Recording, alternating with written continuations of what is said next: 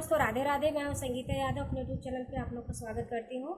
आप लोग के बीच ये लोकगीत दीवा वाला लाई हूँ। अच्छा लगे तो लाइक सब्सक्राइब करना और कैसा लगे कमेंट करके बताना।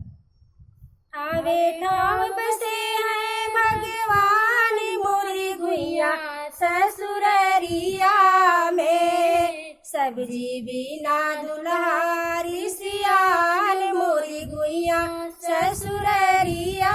में, सब्जी बिना दुल्हारी सियाल मोरी गुइया ससुररिया में। आलू में है अलख निरंजन, परवर में परमेश्वर जी, गोभी में गोवर्धन जी है, भिंडी में भुवनेश्वर जी, सरपुतिया में सूर्य देवता, तरोई में तिरुपति जी, लौकी में है लोकनाथ जी, रेनुआ में है नरपत जी, कोड़ा में है पंडित बाबा, चौबे बाबा चौराई, लहसुन में है कामदेव जी, बसी पिया जियारत देई, मिर्ची में मिर्चाई देवी, बसी करैली काली जी, पालक में है पलकनाथ जी, बंडा बसे भुआली जी, गुइया में बसे हैं शालिग्राम मोरी गुइया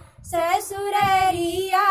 में, गुइया में बसे हैं शालिग्राम मोरी गुइया ससुररिया में, सब्जी बिना दुल्हारी सियाल मोरी गुइया ससुररिया में, सब्जी बिना दुल्हारी सियाल मोरी गुइया ससुररिया में। मूली में है बसे मुरारी, सलजम किशन कन्हैया जी, धनिया में धन निरंकार जी, बोड़ा बड़की अय्या जी, कटहल में है कामदेव जी, सेम संकटा मैया जी, भाटा में है श्याम बसे है, कुनरू कष्ट हरैया जी, बथुआ में है बन देवी जी, मेथी में मन भावन जी, खीरा काकर लालू गाजर, अदरक में ललचावन जी,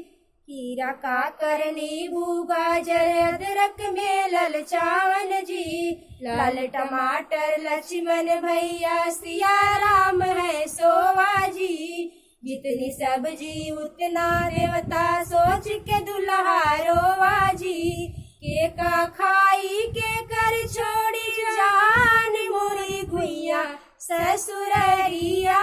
में, के का खाई के कर छोड़ी जान मोरी गुइया ससुररिया